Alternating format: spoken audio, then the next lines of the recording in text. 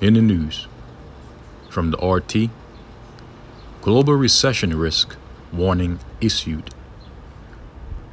The world economy faces a 50% chance of slowdown, according to Deutsche Bank. Deutsche Bank CEO Christian Sewing said on Wednesday the global economy may be headed for a recession as central banks scramble to combat inflation. Now, what is a recession? For edification's sake, a recession, according to Wikipedia, in economics, is a business cycle contraction when there is a general decline in economic activity, i.e., poor spending or little to no spending in a country's economy. This is due to what is known as, in economics, as low or poor money velocity. Money velocity is the flow of money within an economy. If there is little to no money velocity in an economy, which reflects a country's GDP, a country will only suffer and fall into a recession, which is a general decline in economic activity. And what follows after a recession? A depression, which we will soon experience after the near coming recession in the future. It reads on to say recessions generally occur when there is a widespread drop in spending. Again, low money velocity, which reflects a country's gross domestic product, GDP, due to detriments such as inflation. Okay?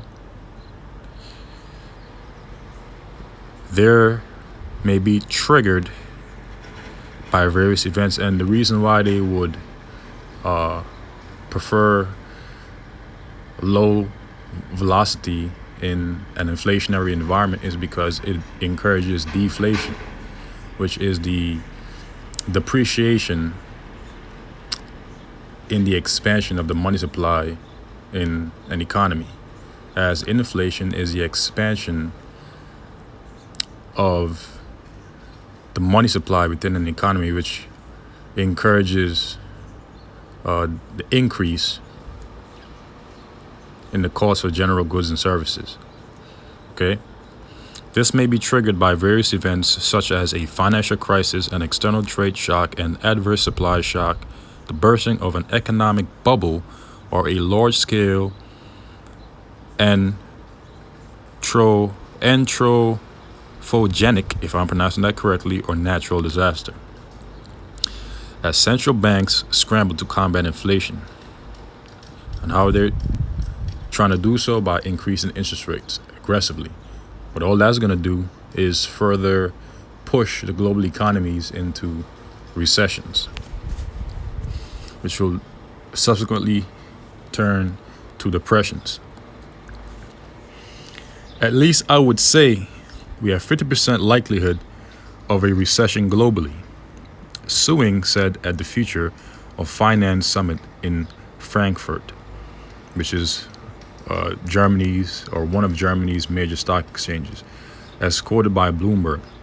According to the top banker, the chances of a recession hitting the US and Europe in the second half of 2023, and might I add, even before that, at the pace things are moving right now, are higher than the bank's previous forecasts before the start of the conflict in Ukraine. Sewing highlighted that the world economy is facing mounting pressure, including from inflation and supply chain issues. He had anticipated that central banks would hike interest rates in response to soaring inflation, as central banks typically hikens interest rates to combat inflation. In fact, the Federal Reserve, which is the central bank of the US, usually keep inflation at 2%.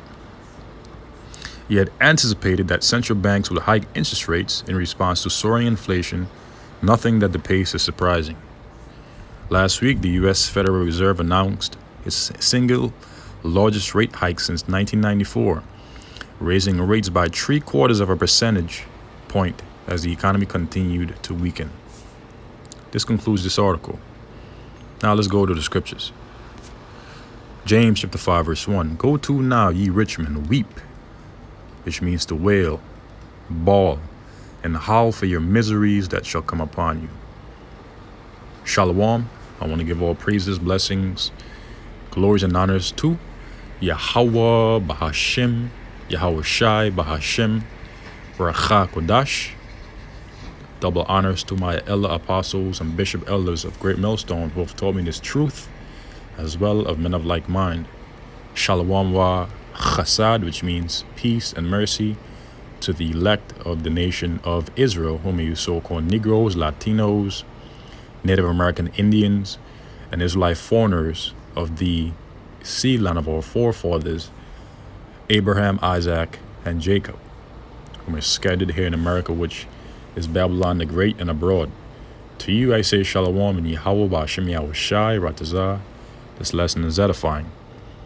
James chapter 5 verse 2. Your riches are corrupted, and so the riches of the rich men, which will soon weep and howl for the miseries that shall come upon them, are corrupted. And your garments are moth-eaten. Why? Because your riches are corrupted. Everything that you'd gotten, Esau, Edom, beginning with your hegemony, or gotten through ill-gotten means. Hence the reason why your riches are corrupted.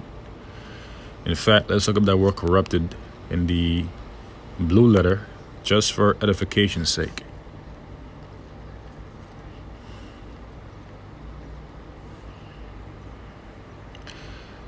From the Greek transliteration, sipo.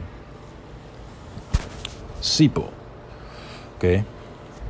Sipo is a translation, and the transliteration means to make corrupt, to destroy, to become corrupt. Corrupted, rotten. So their riches are destroyed. Their riches are rotten. Okay? Figuratively perish, be corrupt. To petrify, the word petrify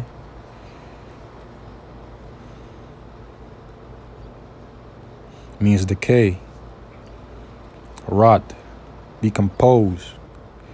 So their riches are putrefy or petrify, however you pronounce it, which means that their riches are decay, their riches are rotten, their riches are decomposed, their riches are perished,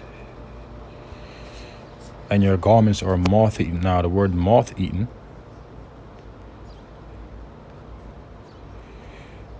means moth-eaten.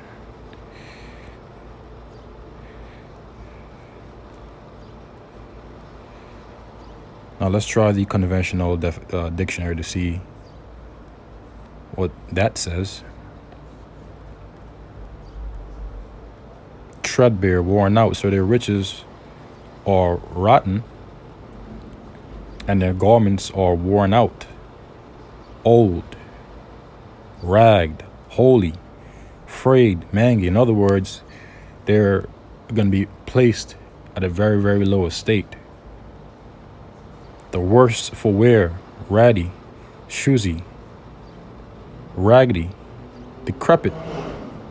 So their riches are perished and their garments are filled with holes. Their garments are ruggedy or decayed. So after they lose everything, after the destruction, and then put in slavery, you think they're going to be wearing the finest of garments? No, they're going to be wearing raggedy garments, moth-eaten garments. Okay, when they're placed into slavery. And prior to that, when the Lord returns to destroy the kingdom, they're going to be at very low estates by reason of the loss of their corrupt riches, which they had gotten through ill-gotten means. Your gold and silver is cankered. So their gold and silver is cankered. Now, the word cankered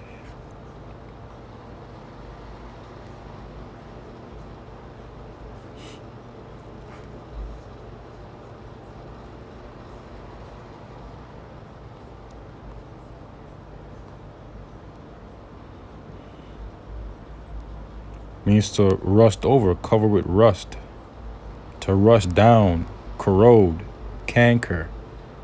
And if you have the conventional dictionary, that is the Merriam's, the word canker, well, not the Merriam's, but Google, the word canker, I'm just so used to going to the Merriam's, the word canker means fungal disease, fungal rot, plant rot, blight, ulcer, sore, infection.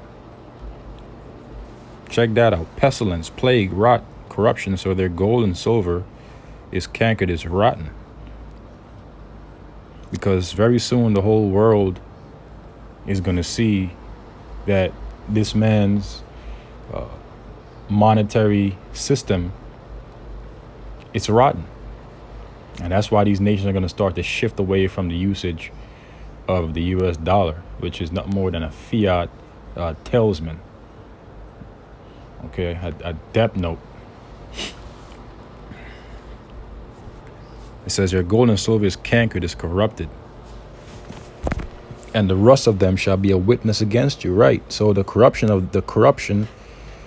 of their silver and gold shall be a witness against them, because it will be known that all of the gold and silver that they had gotten it through ill-gotten means. That's why the Lord said this here in the book of Job, the 20th chapter.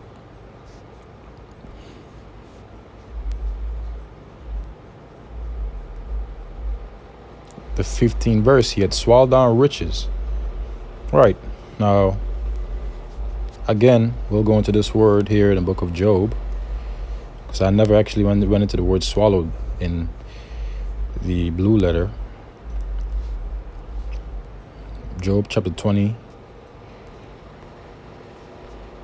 verse 15. He had swallowed down riches. What does it mean when it says he had swallowed down riches? Engulf, eat up. Squandering. Now, the word squandering is from the word squander, which means to waste,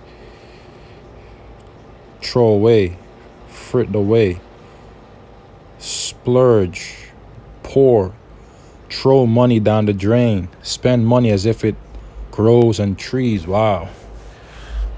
Spend money as if there were no tomorrow. So he gets squandered down riches. This man's been spending money as if there's no tomorrow. Why? Because he had gotten all the gold and silver across the globe through ill-gotten means. Because the scripture says they sleep not except they have done mischief, and their sleep is taken away except they cause some to fall. Because this man has an insatiable appetite. This is why the Lord speaks about the thick clay in which he had developed ever since come back into rulership. That Ibatyat, that thick clay. Devour, eat up. See? You can never have enough. Be at end. Spend up. So he had swallowed down riches. He had eaten up riches.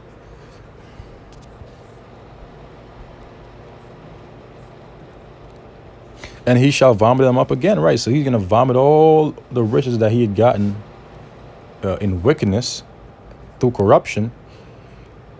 He shall vomit them up again. Yahweh Bashim Yahushai shall cast him out of his belly, out of all of his treasuries, out of all of his secret treasuries and places of, where he stores his money, for the lack of words. Okay, so now going back to the book of James, because the point has been read through the Spirit. The 5th chapter, the 3rd verse, your gold and silver is cankered, and the rust of them shall be a witness against you, and shall eat your flesh, as it were fire. Ye have heaped treasure together for the last days. And we just read about that in Job, the 20th chapter, the 15th verse. Why did the Lord put the Spirit upon them to heap treasures together for the last days? And the last days began when our Lord Yahweh Shai had came on the scene, which is over 2,000 years ago. So from then to now, the Lord Yahweh, through his son Yahweh Shai, has been allowing these devils to heap up treasures together. Now, the Lord had put a stop to that during the Dark Ages, but the Lord had then allowed these devils to continue doing so after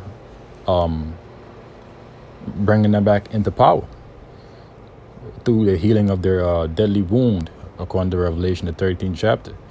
When America came back, Rome rather came back in the form of NATO and the EU, with America being an extension of that empire. Now, why did the Lord allow them to heap treasures up together for all that time? So that the Lord can cause them to what? Job 20 verse 15 again. He hath swallowed down riches, and he shall vomit up again. Yahweh Bashem Yahweh Shah shall cast them out of his belly. So the Lord pretty much made this man heap all that treasure up for the nation of Israel, so that when the Lord comes back through his son, he's going to cause these devils to vomit all that up for the elect. Because these devils are going to build our kingdom. They're going to go into slavery, and they're going to build our Lord's kingdom. Ultimately, the nation of Israel are by default, with our Lord ruling over that, okay, and the governing body. So reading on, behold the hire.